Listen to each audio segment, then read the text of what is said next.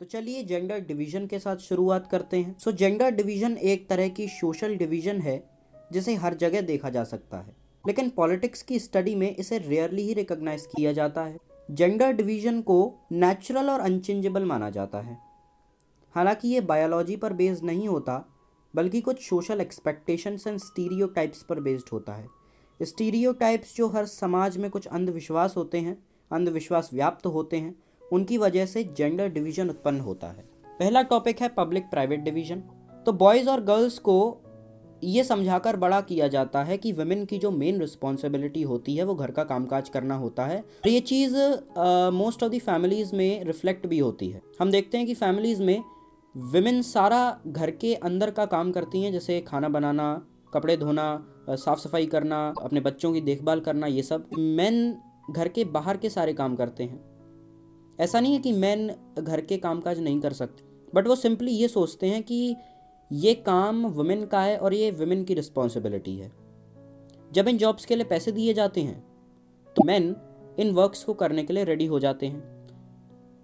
आपने देखा होगा कि जो ज़्यादातर टेलर्स या कुक्स होते हैं होटल्स में, वो मेन ही होते हैं। सिमिलरली ऐसा नहीं है कि वुमेन घर के बाहर का काम नहीं कर सकती। अगर हम ग्रामीण इलाकों की बात करें तो वहाँ पर अपने सर पर मटका रखकर विमेन ही पानी कलेक्ट करने जाती हैं, और कई कई जगह तो खेतों में भी विमेन ही काम करती हैं। अर्बन एरियाज़ की अगर हम बात करें, जो गरीब महिलाएं होती हैं वो मिडिल क्लास होम्स में एज डोमेस्टिक हेल्पर के रूप में वर्क करती हैं, जबकि मिडिल क्लास वुमेन ऑफिस में वर्क करती हैं।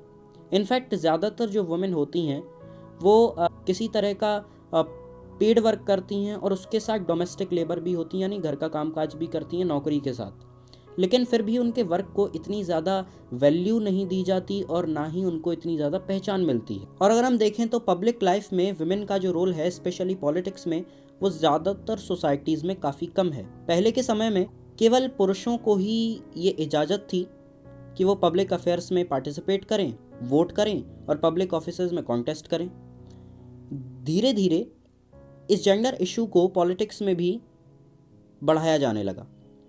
वर्ल्ड के अलग अलग पार्ट्स में वुमेन ऑर्गेनाइज होने लगी।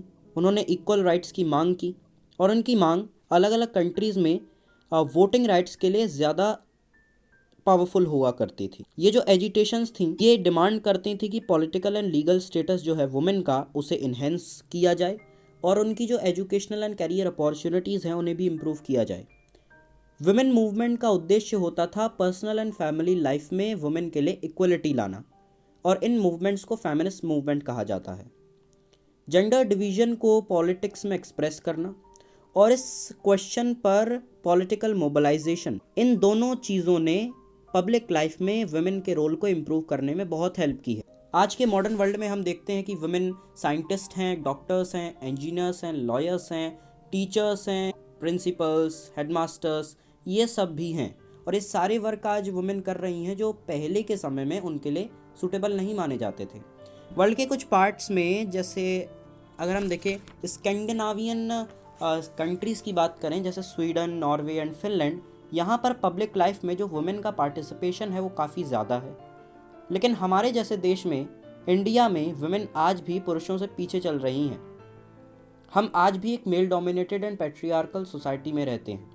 वुमेन यहाँ पर डिसएडवांटेज, डिस्क्रिमिनेशन एंड ऑप्रेशन कई तरीक़ों से फेस करती है।